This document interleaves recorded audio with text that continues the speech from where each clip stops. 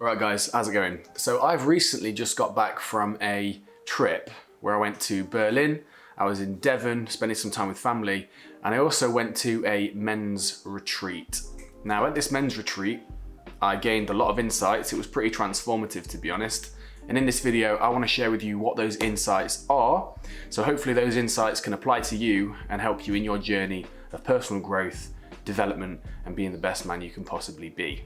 Now, what exactly though is a men's retreat? Now, most people, when I speak to them about this, they quote the show Fleabag. It's quite a popular show, and in one of the episodes, there is a men's retreat, and it's just a bunch of guys screaming and shit like that. It's not entirely accurate, but there are some similarities to it. A men's retreat, right? You get a bunch of guys who are of a similar sort of intention, right? It's usually intention of growth, healing, change, personal development, and getting really fucking honest with themselves. They'll usually take themselves out of their usual environment, their daily habits, their daily routine, go to a location. In this case, we went to a farmhouse in the middle of the Devon countryside, which was absolutely stunning. It's like not just a farmhouse, right? Like a barn. It's like a big thing. It's got its own yoga studio, it's got a pool, it's got like a hot tub, a wood-fired hot tub and stuff. It's absolutely massive. And it was bloody stunning, right? So you take yourself out of your usual routine, and that usually enables you to drop a few levels deeper, which is a term I seem to have adopted in my coaching sessions recently. And when you drop a few levels deeper and you're around other people, other men in this case, who have the intention of doing the same thing and healing and taking a look at their lives and getting really sort of honest and overcoming some stuff, then it makes it easier for you to do the same. So there might be some old wounds, some traumas, some things you've not forgiven yourself for, some like a father wound or a mother wound or something, right? That you just don't really have access to in your daily routine because you've got responsibilities, you've got stuff to do, things are pretty hectic sometimes, right? But you take yourself out of this situation for 3 days, a week, whatever, it can vary. And yeah, you find that you can actually process and deal with these things a lot easier. Doesn't always happen, but for me it really did. Now, I want to share with you some of the insights I got.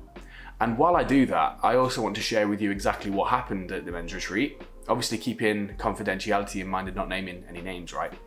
But I want to just tell you what actually happened at this retreat, what exercises we did, and the insights that I got from them, not just for my own life, but I think the insights that I got might apply to you as well.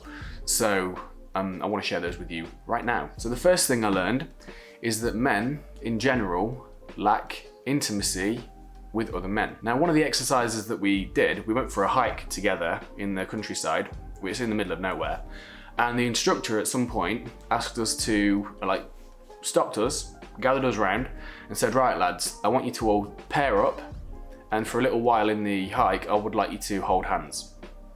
And this was very uncomfortable. There was actually a guy there who was gay, and he expressed, he says, lads, I'm a puff being a term for a gay person. I'm a puff, and even I find this uncomfortable. So that made everybody laugh, right? But I was walking and holding hands with a man, and it was uncomfortable as fuck. It was like, this is very strange, this is unusual, which suggests that this is like a programming thing, right? It's like a conditioning thing. It's like men just don't do this, right? And I'll own that to a degree, because when I was younger, there was always a lot of like kids calling each other gay is like a derogatory thing, and the suggestion being that gay and anything that might resemble anything to do with that, right, is bad. So it kind of cut me off from being open to male intimacy that's like platonic, right?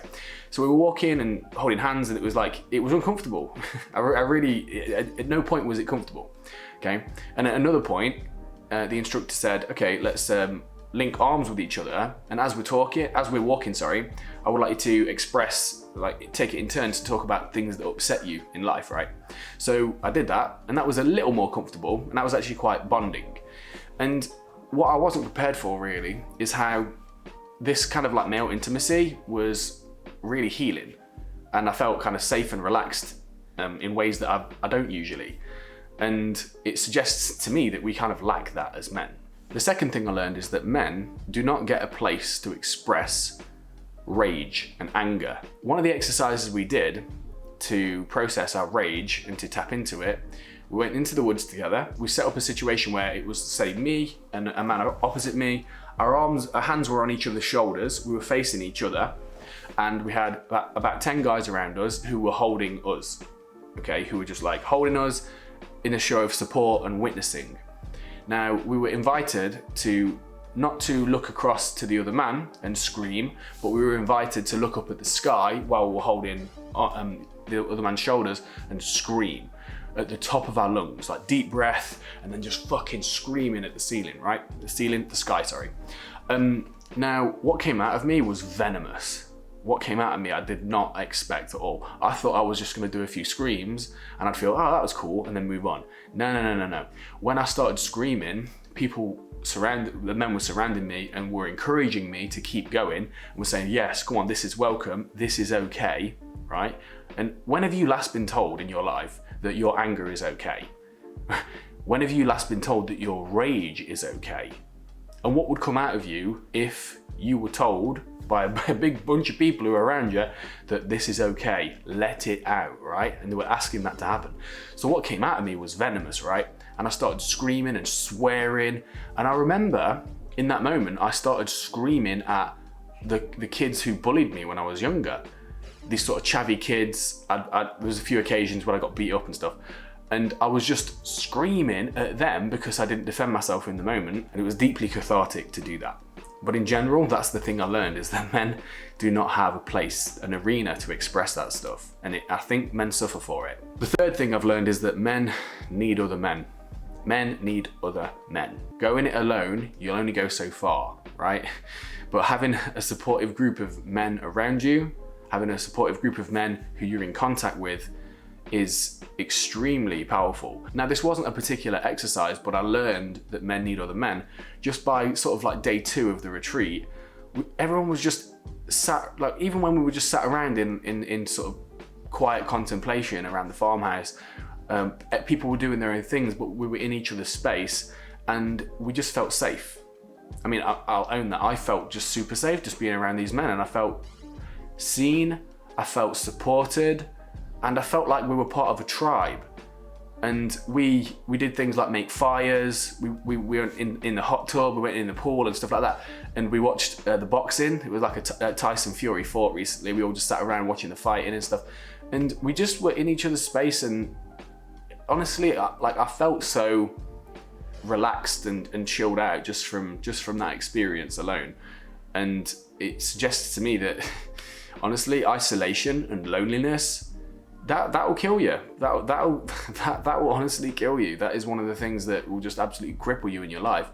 And it was just really interesting and fulfilling to experience the opposite of that, like the deep connection of being around other men who share the same values and intention as you. And number 4, the fourth thing that I learned is that many men have a father wound. Many men have a mother wound as well, and I come across that in my coaching quite often.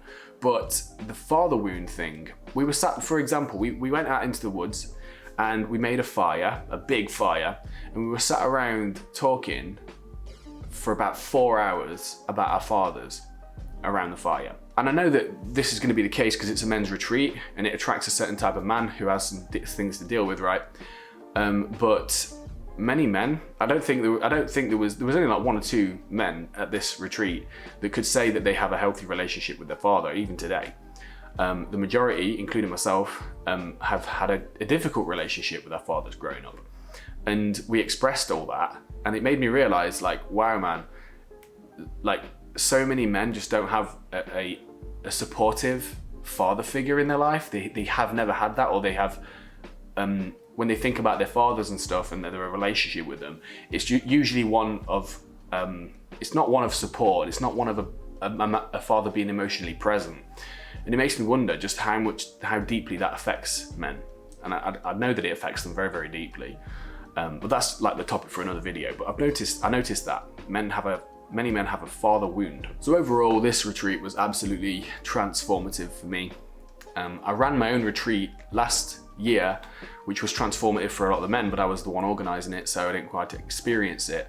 But this time I experienced it fully as a participant, and I would 100% recommend it to any man that wants to grow, develop, and do the real deep inner work that leads to the things that you want.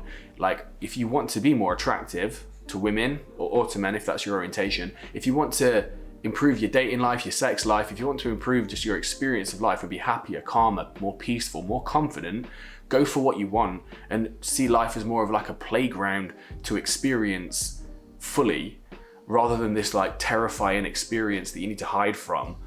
Then honestly, the deep inner work is it's the only reliable way forward.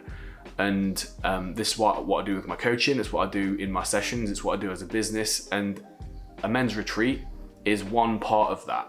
So if you know of any men's retreats in your area, if you've heard of any, you might even have to fly across country to go to one. I recommend any man do this at least once. Since the retreat, I've noticed I look people in the eye more, I stand up more straight without even noticing it, I'm talking to people more effortlessly, without like more authentically, without overthinking things I'm saying. I just feel way more just naturally confident, and things are changing as a result of that. And it wasn't just an immediate effect from going on the retreat that lasted a couple of days. It's an actual effect that's continuing to this day. And I went on the retreat like 2 weeks ago. So if you want to start doing the inner work, stop avoiding it, and actually step into your power and see what you're capable of as a man, then this is what I do for a business. This is what I do in my coaching. Sorry, I've got a cat in the apartment. What's up? Then by all means, book a free call and talk to me about how you can step onto this journey, and hopefully I can be your guide to do that. All right, take care guys. Peace.